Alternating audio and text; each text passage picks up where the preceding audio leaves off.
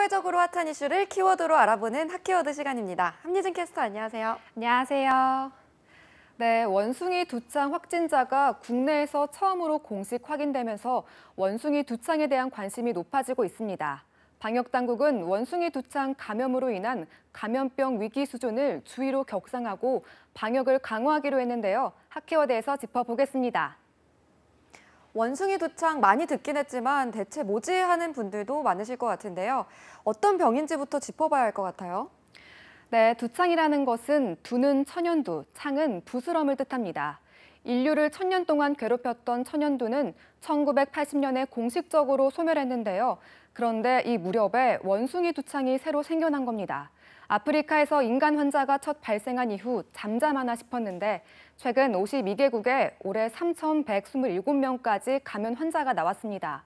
대부분은 유럽 국가들인데요. 그래서 지금 우리나라가 유럽에서 오는 사람의 입국 검역을 강화하겠다는 것이고 미국, 캐나다도 꽤 많이 늘고 있습니다. 그런데 이런 원숭이 두창이 해외에서만 발견됐었는데 이번에 국내에서 처음으로 환자가 나온 거죠. 네, 바로 그제죠. 인천공항 입국 당시 37도의 미열과 목의 통증을 느끼고 피부에 물집이 나타나 환자가 스스로 입국장 검역대에 자진 신고를 했다고 합니다.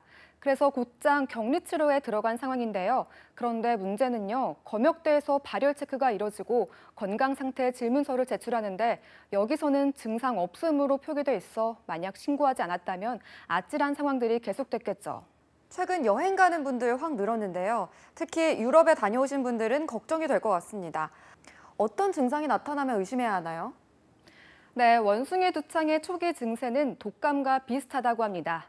열과 두통, 구토, 근육통이 발생하는데요. 하루에서 4일 정도가 지나면 얼굴부터 물집, 그러니까 발진이 일어나고 이게 전신으로 확대됩니다. 가렵고 고통스럽다고 합니다. 감염은 증상이 있는 감염 환자와 밀접한 접촉을 통해서만 감염된다고 알려져 있는데요. 문제는 원숭이 두창의 잠복기가 최대 3주라는 점입니다. 해외에 다녀온 지 3주가 안 된 상황에서 이와 비슷한 증상이 나타나면 가급적 보건소나 병원을 찾아 PCR 검사를 받아보는 게 좋습니다. 그런데 원숭이 두창 개발된 치료제가 있나요? 치명률도 궁금한데요. 네, 별도의 개발된 치료제는 없습니다.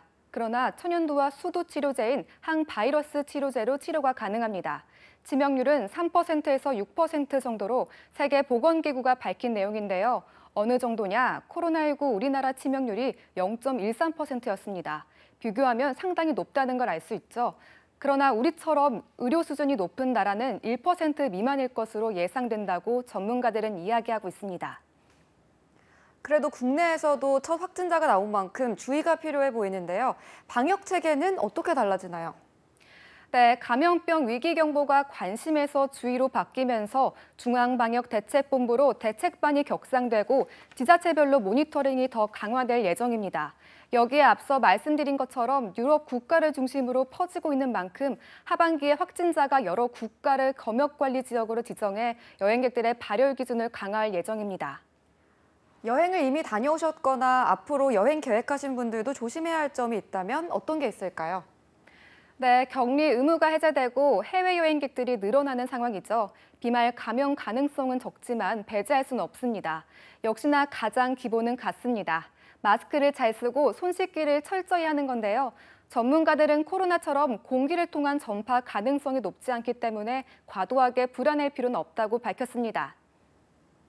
네, 아직 너무 두려워할 필요 없다는 건 분명해 보이지만 코로나19도 이렇게까지 커질 줄 몰랐던 것처럼 계속 주의할 필요가 있어 보입니다. 지금까지 핫키워드 함예진 캐스터였습니다. 고맙습니다.